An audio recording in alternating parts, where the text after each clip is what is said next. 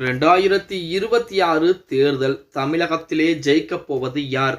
சர்வதேச நிறுவனம் வெளியிட்ட ரகசிய கருத்து கணிப்பு. நண்பர்களே, நம்ம போடக்கூடிய வீடியோக்கள் உங்களுக்கு பிடிச்சிருக்கு அப்படின்னா லைக் அண்ட் சப்ஸ்கிரைப் பண்ணிக்கங்க. 2026 சட்டமன்றத்தில் என்பது மிகப்பெரிய ஒரு பரபரப்பாகவும் ஒரு எதிர்பார்ப்பு இருக்கக்கூடிய மிகப்பெரிய ஒரு தேர்தலாகத்தான் இருக்க போகிறது அப்படின்னே கூட.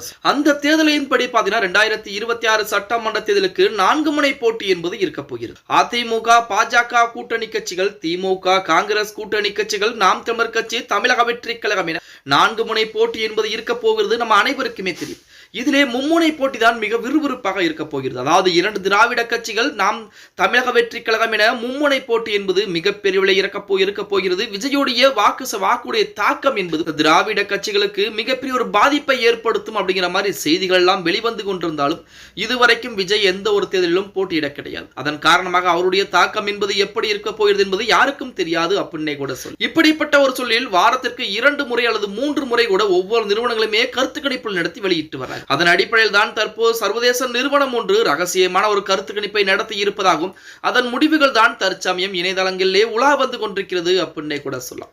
அதன்படி 2026 சட்டமன்ற தேர்தலிலே வெற்றி ஆட்சி அமைக்கக்கூடிய கட்சி எது அப்படின்னு பார்த்தோம்னா திமுகவிற்கு 33%, அதே போல அதிமுகவிற்கு 30%, தமிழக வெற்றி கழகத்திற்கு 28% வாக்குகள் வந்திருப்பதாக அந்த நிறுவனம் சொல்லியிருக்காங்க. அதாவது பெயரே சொல்லாத அந்த நிறுவனம் நடத்திய கருத்து கணிப்பு முடிவுகள் இந்த மாதிரி வந்திருப்பதாக செய்திகள் என்பது வெளியிடப்பட்டுக் கொண்டிருந்தாலும் அந்த நிறுவனத்தினுடைய கூட்டுகளின்படி அதிமுகவிற்கு 30% என்பது வரும், தமிழக வெற்றி கழகத்திற்கு 28% தான் வரப்போகிறது அப்படிங்கிற மாதிரி கருத்து கணிப்புகள் எல்லாம் வெளிவந்திருப்பது மிகப்பெரிய ஒரு அதிர்வலைகளைத்தான் ஏற்படுத்திக் கொண்டிருப்பது அப்படின்னே கூட சொல்லலாம். திமுக 33%, அதே போல அதிமுக 30%, தமிழக வெற்றி கழகம் 28% என்பது, அதாவது தமிழக வெற்றி கழகத்திற்கு 28% வாக்குகள் என்பது வருமா, ஆதரவுகள் என்பது வருமா அப்படிங்கிறது இங்க மிகப்பெரிய ஒரு கேள்விக்குறியாக இருக்கிறது. அதே போல அதிமுகவிற்கும் திமுகவிற்கும் வெறும் 3% வாக்குகள் மட்டும்தான் வித்தியாசமாக இருக்கிறது அப்படின்னே கூட சொல்லலாம். இந்த 3% வாக்குகள் கண்டிப்பாக தேர்தல் நேரத்திலே மாறுவதற்கு அதிகப்படியான வாய்ப்புகள் என்பது இருக்கிறது. ஏன்னா 3% என்பது மிகப்பெரிய வித்தியாசம் என்பது கிடையாது. இன்னும் தேர்தல் அறிவிப்புகள் பல வர இருக்கிறது. அதே போல 2026 சட்டமன்ற தேர்தலின் போது அந்த நேரத்திலே மக்களுடைய மனநிலை மாற்றம் என்பதற்கு அதிகப்படியான வாய்ப்புகள் என்பது இருக்கிறது.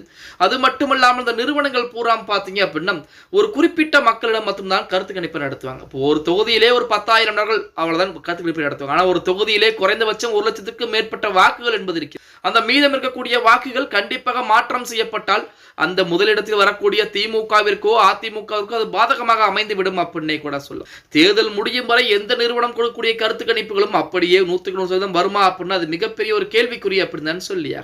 ஓகே கைஸ், வீடியோ பிடிச்சிருந்தா மறக்காம லைக் பண்ணிருங்க. அப்படி நம்ம போடக்கூடிய வீடியோ பத்தின கருத்துக்களை கீழே மறக்காம கமெண்ட் பாக்ஸ்ல பதிவு நண்பா.